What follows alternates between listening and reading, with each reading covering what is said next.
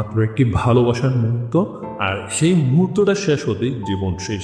আপনি কি কখনো ভেবেছেন এমন কোনো প্রাণী আছে যাদের জীবনের একমাত্র উদ্দেশ্য হলো মিলন করা, এবং সেই কাজটি শেষ হলেই তারা মারা যায়? কেমন হতো যদি মৌমাছি কেন রানী মৌমাছির সঙ্গে মিলনের পর সঙ্গে সঙ্গে মারা যায়? মিলনের পর পুরুষ মৌমাছির সঙ্গে কি এমন ঘটে যার জন্য তার মৃত্যু অনিবার্য? আজকের বিষয়টা একটু মজাদার, একটু দুঃখের, কিন্তু বৈজ্ঞানিক দৃষ্টিকোণ থেকে গভীর গুরুত্বপূর্ণ। পুরো ভিডিও জুড়ে আমরা ধাপে ধাপে জানার চেষ্টা করব এই লাভ ডেট ঘটনার পিছনে বৈজ্ঞানিক কারণ। তো শেষ পর্যন্ত সঙ্গে থাকুন, কারণ মূল উত্তরটা খুবই চমকপ্রদ। মৌচাকের ভেতরে 3 ধরনের মৌমাছি থাকে: রানী মৌমাছি, কর্মী মৌমাছি, আর তাকে পুরুষ মৌমাছি, যাদেরকে আমরা বলে থাকি ড্রোন। রানী হলো রাজকীয়, কর্মী মৌমাছিরা সারাদিন খেটে মরে, মধু জোগাড় করে, ঘর পরিষ্কার করে। আর এই ড্রোন বা পুরুষ মৌমাছিরা, এরা হলো কলোনির সবচেয়ে বড় মাপের আলছে। এদের কোনো কাজ নেই, এরা মধু সংগ্রহ করতে পারে না, মোম তৈরি করতে পারে না, আত্মরক্ষার জন্য ফুলও ফোটাতে পারে না।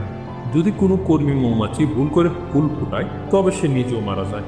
কিন্তু পুরুষ মৌমাছির তো সেই বিপদও নেই। তাহলে প্রশ্ন হলো, পুরুষ মৌমাছিদের জীবনের উদ্দেশ্য কি? এদের জন্ম শুধুমাত্র একটি কাজের জন্য, আর তা হলো রানী মৌমাছির সঙ্গে যৌন মিলন করা বা রানীর ডিম্বাণুকে নিষিদ্ধ করা। রানী যখন জন্ম নেয়, সে হয় কুমারী রানী। তাকে ডিম পাড়ার ক্ষমতা অর্জন করতে হলে যৌন মিলন বা প্রজনন করতেই হবে। আগে চলুন পুরুষ মৌমাছির গঠন সম্পর্কে জেনে নিই। পুরুষ মৌমাছিদের জন্ম হয় অনিষিক্ত ডিম থেকে, যাকে আমরা বলে থাকি পার্থেনোজেনেসিস। পার্থেনোজেনেসিস হলো অযৌন প্রজননের একটি প্রাকৃতিক রূপ, যেখানে স্ত্রী প্রাণী কোনো পুরুষের সঙ্গে মিলিত না হয়েই ভ্রূণ তৈরি করতে এবং সন্তান জন্ম দিতে সক্ষম হয়। সেই প্রক্রিয়াটিকে মূলত পার্থেনোজেনেসিস বলা হয়। আর এই পার্থেনোজেনেসিসের মাধ্যমেই পুরুষ মৌমাছি বা ড্রোন তৈরি হয়। আর অন্যদিকে নিষিক্ত ডিম বা জাইগোট হলো যখন যৌন মিলন ঘটে, তখন স্ত্রী জনন কোষ বা ডিম্বাণু আর পুরুষ জনন কোষ বা শুক্রাণু একত্রে মিলিত হয়ে নিষিক্ত ডিম্বাণুতে পরিণত হয়। আর এই নিষিক্ত ডিম বা জাইগোট থেকে রানী মৌমাছি ও কর্মী মৌমাছি তৈরি হয়।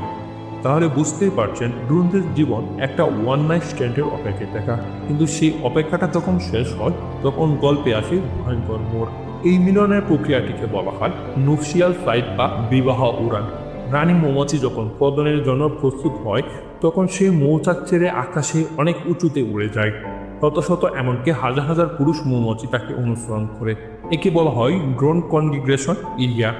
এটি একটি শ্বাসরুদ্ধকর দৌড় প্রতিযোগিতা। রানী খুব দ্রুত উড়ে যায়, শুধুমাত্র সবচেয়ে শক্তিশালী, দ্রুতগামী এবং শক্তিশালী পুরুষ মৌমাছি তাকে ধরতে পারে। একাধিক পুরুষ মৌমাছির সঙ্গে রানী প্রজনন সম্পন্ন করে, সাধারণত 10 থেকে 12টি পুরুষ মৌমাছির সঙ্গে মাত্র 15 থেকে 30 মিনিটের মধ্যে। কিন্তু ঘটনাটা ঘটে শূন্যে, বাতাসে। পুরুষ মৌমাছি যখন রানীকে ধরে, তখন তাদের প্রজনন অঙ্গ রানীকে স্পর্শ করে। এর মাধ্যমে শুক্রাণু রানীর স্পার্মাথিকা নামক থলির মধ্যে জমা হয়। এই শুক্রাণু দিয়ে রানী তার পুরো জীবন ধরে ডিম পাড়ে। এই প্রজননের পদ্ধতিটাই পুরুষের জন্য চরম আঘাত নিয়ে আসে কেন?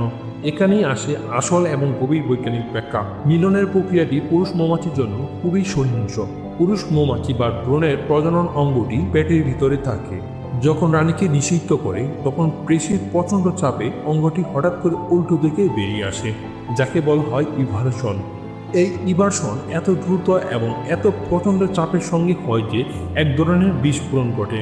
প্রজননের সময় ভ্রূণের প্রজনন অঙ্গটি রানীর ভিতরে প্রবেশ করে এবং বিস্ফোরণের মতো করে বীর্য নির্গত হয়। এই প্রচণ্ড চাপের কারণে ভ্রূণের প্রজনন অঙ্গের ডোগাটি ছিঁড়ে রানীর শরীরের ভিতরে আটকে যায়।